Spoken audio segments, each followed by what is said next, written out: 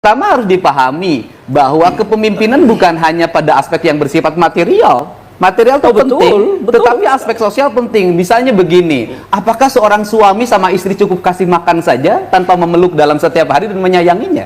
Kan diperlukan dalam sebuah kepemimpinan seperti itu. Tetapi jauh lebih perlu bagaimana rakyat kita ini disejahterakan kalau bicara daripada masalah rakyat, problem apa yang dihadapi hari ini? Kalau bicara misalnya harga mahal, justru yang terjadi hari ini terbalik. Ketika dolar menguat dan rupiah menurun, harga stabil. Ini belum terjadi dalam sepanjang sejarah ekonomi Indonesia, apalagi sekarang rupiah menguat. Justru kita ini kan Kang Dery sama-sama sering ke bawah, sama-sama sering ketemu warga, ketemu rakyat.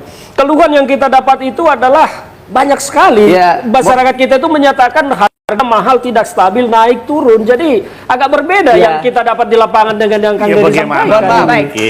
Nah, sebentar dulu. Kalau tadi kita sering bertemu masyarakat, kalau saya setiap hari memang di warung tetangga. Jadi saya pagi-pagi jam 8 nongkrong di warung. Warungnya itu sudah sejahtera karena Kang Dery tiap hari ke situ. Ya. Pantas ke yang lain juga sekali-sekali. Bukan begitu. Ketika orang belanja kita tuh sudah tahu berapa harga yang ada di warung itu. Jadi nggak ada problem sebenarnya.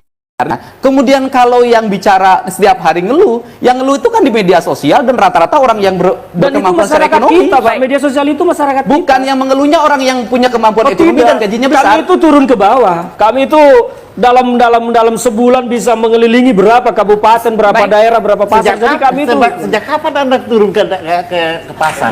Wah, ini kan sejak musim kampanye aja. Nah, ini Bang Kapitra ini tidak melihat, bahkan Kang Dery saja tahu kami turun ke daerah. Kang Dery ini pelaku. Saya tinggalnya di kampung. Iya. Sama, kami turun ke kampung. Tinggal di kampung bukan turun. Kami turun ke kampung.